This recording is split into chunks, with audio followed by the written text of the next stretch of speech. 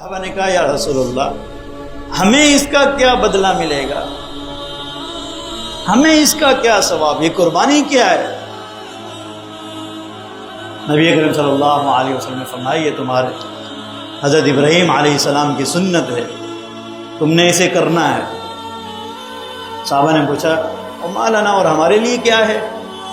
فرمایا ہر شعر، ہر جانور کے بال کے برابر حسنتن تمہارے لیے نیکی ہے۔ جانور کے بال، فرمایا یہ جو دمبے ہوتے ہیں ان میں تو بہت بال ہوتے ہیں، فرمایا دمبے کے بھی ہر بال کے برابر تمہارے لیے نیکی ہے۔ آپ کوئی گن سکتا ہے ان نیکیوں کو؟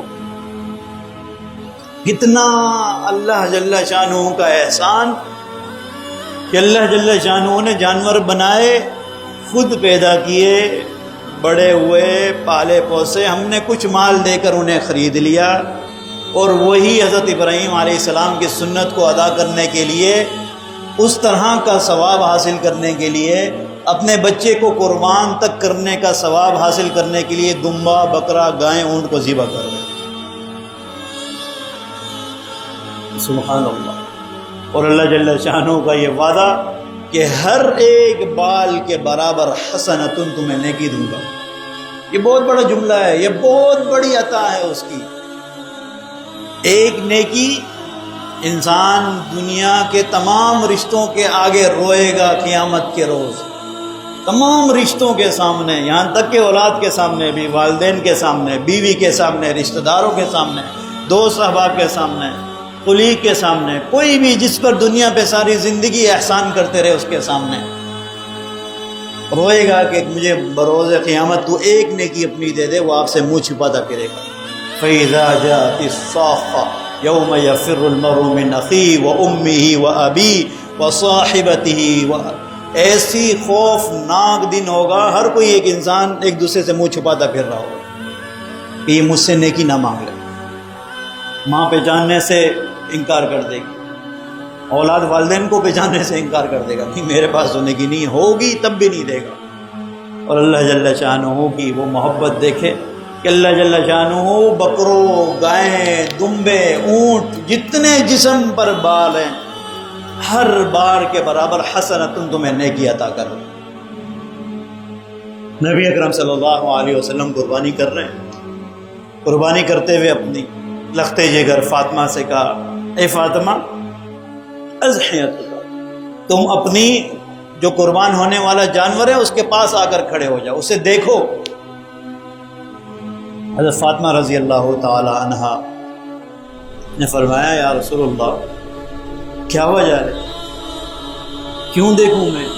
قربانی ہو رہی ہے نا، ایک بات ہے سوچنے کی بات ہے، قربانی ہو رہی ہے، ہو جائے گی، ابا جان کھڑے ہیں، نبی اکرم صلی اللہ علیہ وسلم کی ذات کھڑی ہے، قربانی ہو رہی ہے، بلانے کی کیا وجہ تھی؟ امت کو اشارہ کرنا تھا، ایک فضیلت بتانی تھی، ایک ہمارے دلوں میں دماغ میں اس کی قدر ڈالنی تھی، اہمیت ڈالنی تھی، اس کی فضیلت کا احساس دلانا تھا۔ فرمایا یہ جو تمہارا جانور قربان ہو رہا ہے اس کا خون کا قطرہ، لون خون کا قطرہ زمین پر ٹپکتا ہے، وہاں اللہ جل شانہ تمہاری زندگی کے سارے گناہوں کو معاف کر دیتا ہے۔ یہ کیا عطا ہے، یہ کیسے انعامات ہیں اس رب کے؟ بچہ نہیں لیا معاف کر دیا، بچوں کو نہیں ذبح کرنا، جانور کو ذبح کر دو، بالوں کے برابر نیکیاں، چلیں قربانی کر لی نیکیاں مل گئی، بہت ہو گیا نا کام، بہت ہے یا اللہ ہم خوش ہیں، نہیں، اس کا قطرہ زمین پر بعد میں ٹپکے گا، تمہارے گناہوں کو پہلے معاف کروں گا۔ یہ ایسی ہے قربانی، یہ ہے قربانی، مگر ہم نے کرنی ایسے جذبے سے ہے کہ یا اللہ یہ جیسے ہم جانور قربان کر رہے ہیں، دنیا کی ہر آسائش آپ کے حکم پر قربان کرنے کو ہم تیار ہیں، یہ ہے نتیجہ۔ کوئی بھی چیز آپ کے حکم کے برابر آئے گی ہم اسے قربان کر دیں گے، چھوڑ دیں گے۔ ہونا تو یہی چاہیے تھا نا، اللہ جل شانہ ہماری گردنوں کو مانگتا کہ تم خود کو قربان کرو، اولاد کو قربان کرو، جانور آ گئے بیچ میں، مگر عقیدہ ہمارا اللہ کا حق تو یہی ہے نا، کم سے کم ہم اتنا کریں جو بھی ہماری پسندیدہ چیز ہے یا کوئی بھی چیز ہے اللہ کے حکم کے حائل آ جائے گی تو ہم نے اس چیز کو چھوڑنا ہے، اللہ کے حکم کو پہلے لینا ہے۔ یہ ہم نے اپنا ایمان بنانا ہے، اس قربانی کی قدر کرنی ہے۔